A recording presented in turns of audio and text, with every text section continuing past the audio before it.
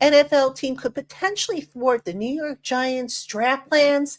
I'll tell you that and more coming up next on the Locked On Giants podcast.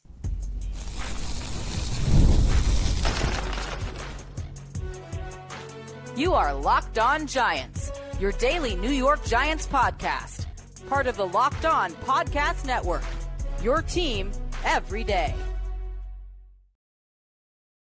Hello, New York Giant fans, and welcome to another edition of the Locked On Giants podcast, part of the Locked On Podcast family, your team every day. I'm your host, Patricia Traina, credentialed member of the New York Giants media for Locked On, as well as for New York Giants on SI, which is where you can find all of my written work. And as always, welcome on into my Blue Crew community members, my everydayers, my newcomers, and everybody in between. Thank you so much for spending part of your day with us here on the Locked On Giants podcast. And today's show is brought to you by the all-new 2025 Nissan Armada. Stay tuned for the Armada Player of the Week later in the show. All right, folks, we're here. It is draft week. The draft starts on Thursday. We're going to have a busy week, an expanded week here on the Locked On Giants podcast. But on today's show, I thought we'd start off with a look at a team that could potentially thwart the New York Giants draft plans.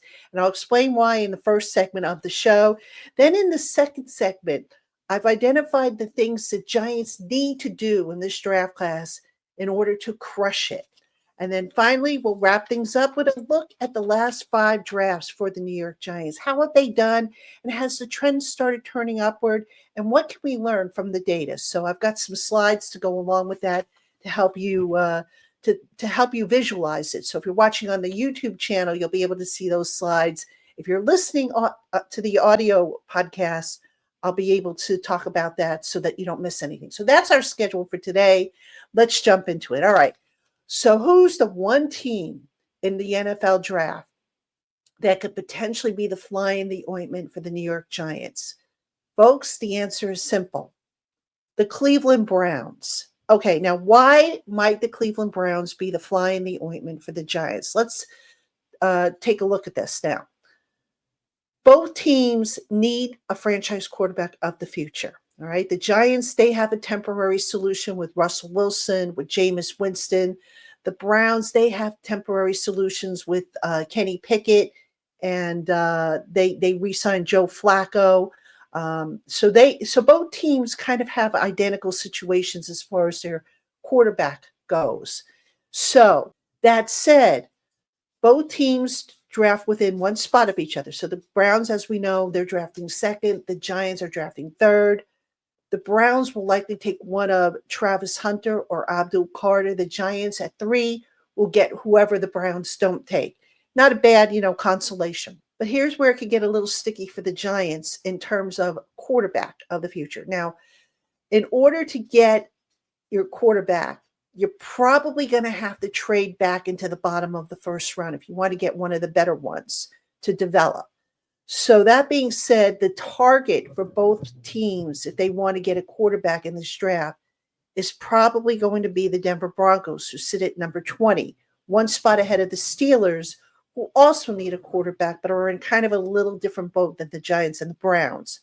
So if you look at the draft stock, and I'll put the graphic here on the screen for you. If you look at the draft stock for both teams, it's virtually identical, all right? The Giants have 8 picks.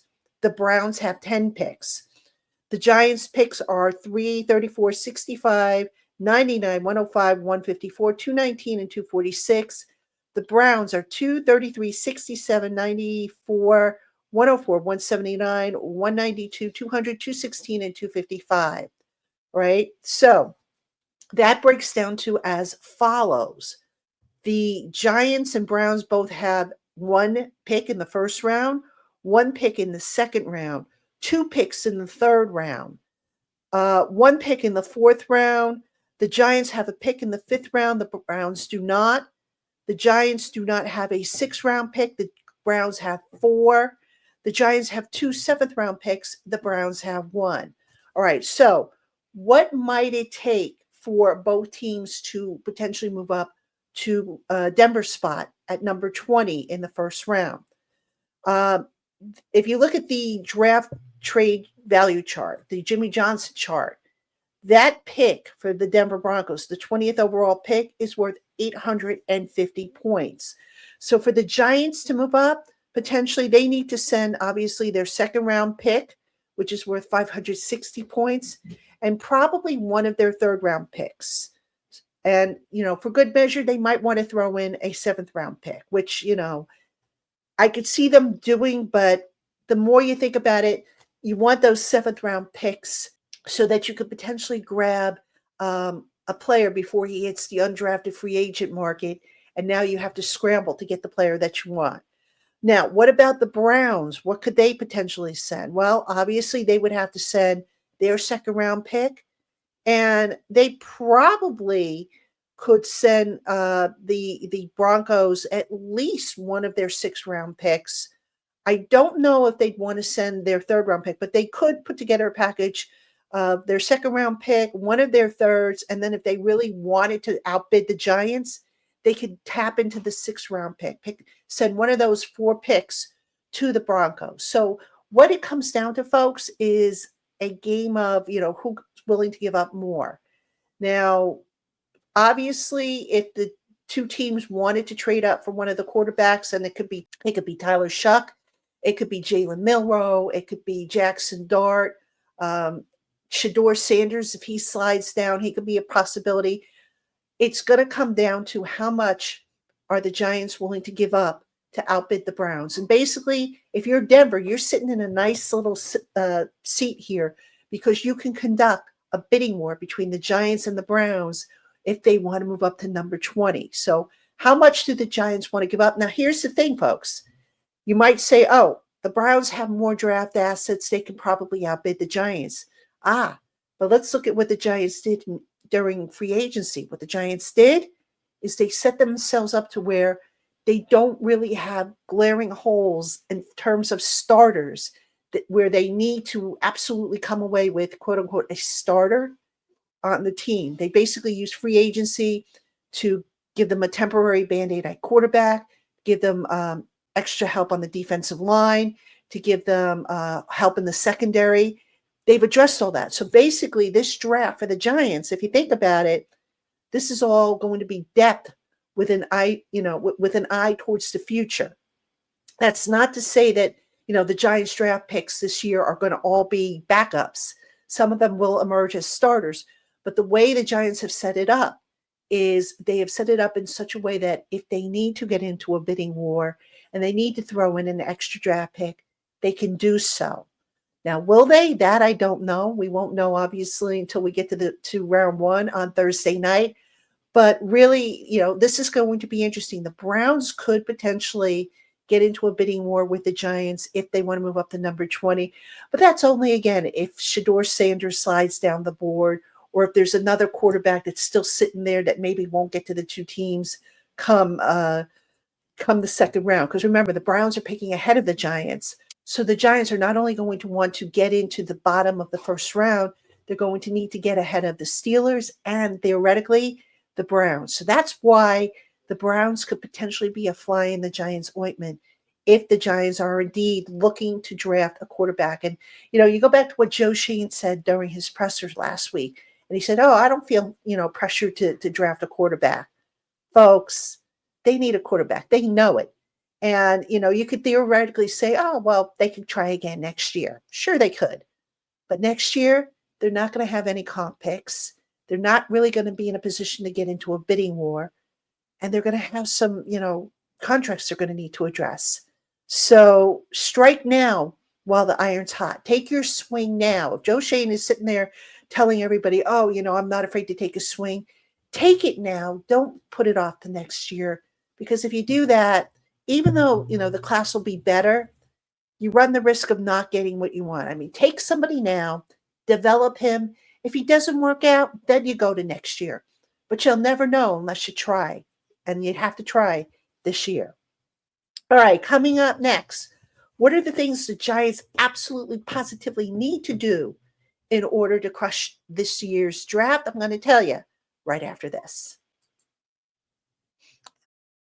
Hey, Giant fans, did you know your Fire TV is also an Xbox? Turn any TV into your gaming and entertainment hub with Fire TV 4K devices, no console required. Just grab your paired controller, subscribe, or sign into Xbox Game Pass Ultimate with EA Play included, and you're ready to play. Dive into hundreds of premium titles from EA Sports College Football 25 to Call of Duty Black Ops 6 and Avowed as easily as you stream your favorite TV shows. It's gaming made simple and it's all on your Fire TV. With Wi-Fi 6/6E and auto low latency mode advanced technology, Fire TV Stick 4K delivers smoother, more responsive gameplay with lightning fast speeds you need to stay competitive. And you get endless entertainment thanks to 4K streaming that gives you smooth access to more than 1.5 million movies and TV episodes from your favorite subscribed services such as Netflix, Prime Video, Disney Plus, Max, and more. So go on and head to amazon.com/Fire TV Locked On to get started. Xbox Game Pass Ultimate subscription and compatible controller required. Available on select devices, including Fire TV Stick 4K second gen, Fire TV Stick 4K Max first and second gen, and Fire TV Cube third gen. All right, Giant fans, welcome back to the Locked On Giants podcast. I'm your host, Patricia Traina, and we are talking draft. We are finally here. It is draft week, and we've got a busy week of shows here on the Locked On Giants podcast. Ed Valentine will be joining me. He'll be on tomorrow's show. We'll talk Giants draft. And then, of course, we will continue the countdown to Thursday night when the Giants go on the clock. So it's going to be certainly an exciting time. All right, in this segment, let's talk about what the Giants need to do to crush this year's draft. Now, I mentioned in the previous segment that the Giants, through free agency, kind of set things up to where, yeah, there's glaring needs, but if they don't really get somebody, they have a temporary solution in place, specifically quarterback, defensive line, defensive secondary, linebacker, across the board. They have guys in place. There's no huge hole for the short term. It's the long term, obviously, that they need to address. So here are some things that I think the Giants absolutely positively need to do over the course of the 3-day draft period in order to knock this out of the park.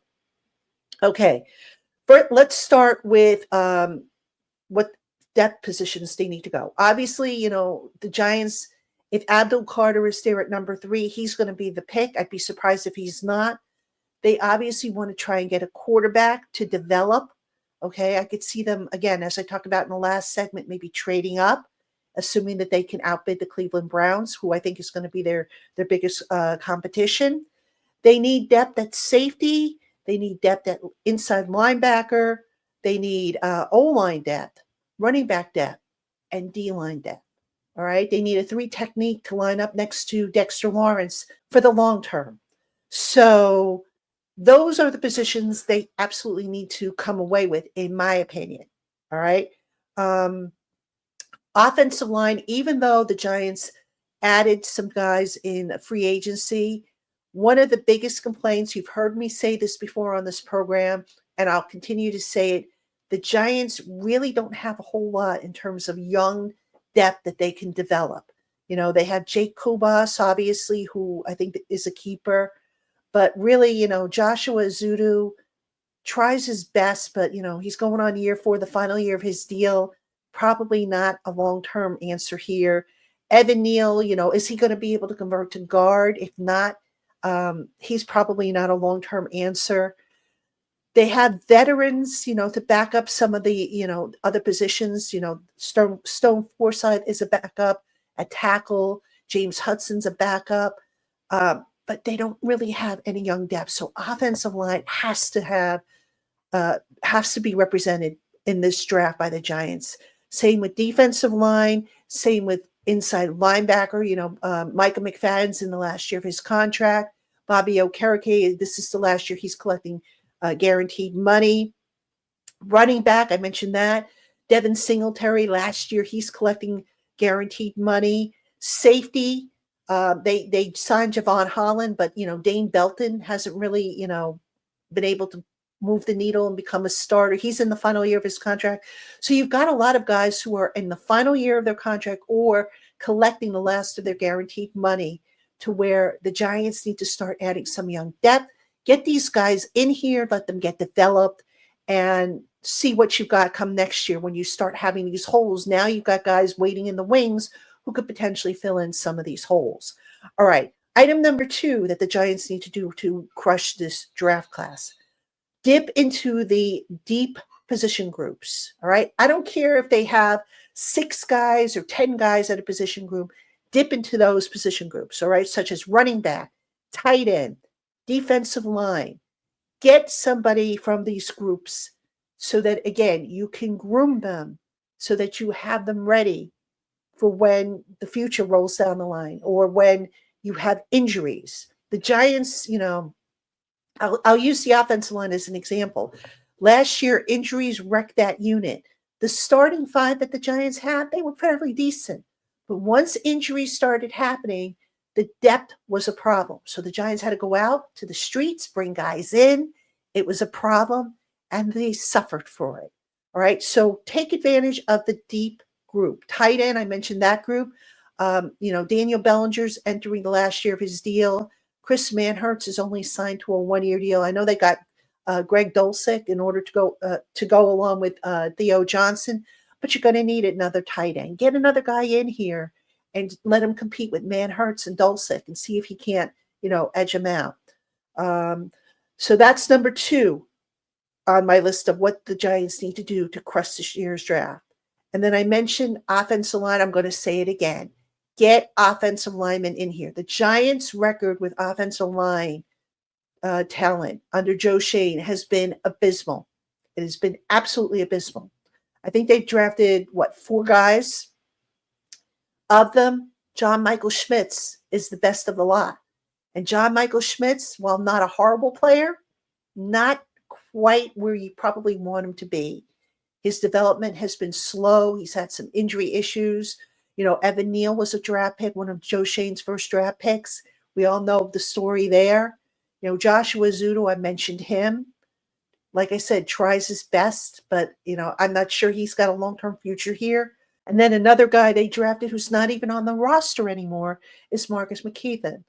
All right. So the Giants, I've mentioned this before, Chris Snee has been instrumental in scouting guys, So Chris Snee hopefully has a few solutions for the Giants at offensive line, because that position, it warrants its own spot, in my opinion. It's just so important. And the Giants just haven't gotten it right in so many years. And, look, we could talk about quarterback, we could talk about receiver, we could talk about all the position groups, the skill position groups. It doesn't mean anything if the offensive line isn't solid. So to recap, get depth at some of these other positions where, contracts are about to expire or guys are due to collect the last of their guaranteed money. Dip into the deep position groups and fix the offensive line. Please get it right. I'm so tired of, having to talk about how the offensive line is an Achilles heel for this team. Once upon a time, believe it or not, Giant fans, it was a strength. 2007 through 2010, it was a strength. You go back to the 1980s, it was a strength. It hasn't been a strength in a long time. So it needs to start being a strength. All right, coming up next, we're going to take a look at the Giants' 5-year draft history and what kind of trends, what can we take away from that? That's coming up right after this. Hey, Giant fans, the Armada Player of the Week is brought to you by our friends at Nissan and the all-new 2025 Nissan Armada. Each week, we're taking a look at our draft prospects to pick one guy that stands apart. The guy we believe showcased the strength and power needed to push the New York Giants forward as we look ahead to next season. This week's Armada and clear-cut Player of the Week is Alabama quarterback Jalen Milroe. Look, it's no secret that the Giants need a quarterback of the future, and it's also no secret that whoever they do select will probably sit this year to acclimate to life in the NFL as a quarterback. But Milroe offers many intriguing qualities that make him an ideal fit for the current Giants offense, from his mobility and athleticism to his ability to throw the deep ball. Milroe appears to have all the qualities that scream Giants quarterback of the future, and he could very well be in play for the Giants' second pick of the draft as New York gets ready to go forth and conquer this year. Speaking of going forth and conquering, the all-new Nissan Armada is ready to conquer the road ahead with confidence, just like any of their outstanding vehicles. Take the Nissan Armada, Rogue, or Pathfinder and go find your next big adventure. Shop nissanusa.com. All right, Giant fans, welcome back to the Locked On Giants podcast. I'm your host, Patricia Traina. And in this segment, we're going to take a look at the Giants' last 5 draft classes. Now, I have a graphic that I'm going to put on the screen for you so you can take a look at the numbers. Basically, the way we break it down, and I've done this for Lindy's for the annual draft and season previews, is we take a look at the last the last 5 draft classes, and we break the categories down into starters, backups, players who are on other teams, and players who are out of the league. All right. Now, I'm actually going to start with 2020 and 2021 because that was the Gettleman era, the end of the Gettleman era. So the Giants, out of the 20 and 2021 classes, just one starter, Andrew Thomas at left tackle. Backups, 0. Not good. All right. Other teams, you have 7 guys on other teams. Also not good. And then guys who are out of the league, a total of 8 between the 2 classes. Also not good. So basically, folks, those 2 draft classes, which you would kind of hope some more of those players would, be part of the roster. Those 2 classes are they're washes. So not very good for those last 2 classes. All right. Now, let's look at the Joe Schoen era, starting with 2022, 2023, and of course, 2024. 2022, 3 starters, 6 backups, no players on other teams, 2 players out of the league. Not good there either. Those are guys that you would have liked to have seen start to, fill out some of the depth on this team. 2023, not that much better either. 2 starters, 4 backups, 0 players on other team, 1 guy out of the league. All right. Still not very good. The 2024 class, much, much better after 1 year, of course. 5 starters, 1 backup, none on the other teams, and none out of the league. So, the 2024 class is still relatively new, still relatively fresh, still, still Joe Schoen's best draft class. No question about it. Now, basically, the Giants, they need to draft better. They need for this 2025 class to produce more starters down the line. Now, after this year, I mentioned, the Giants have starters already in place. So I suspect a lot of these players that are coming in are going to be backups or sub-package type guys. But ultimately, you want to see in 2-3 years more of the guys from 2025 become starters, much like the 2024 class did. Now, the 2024 class, remember, there were a lot of holes that the Giants needed to fill. So it was only natural that they would have a lot more guys, step in and become starters.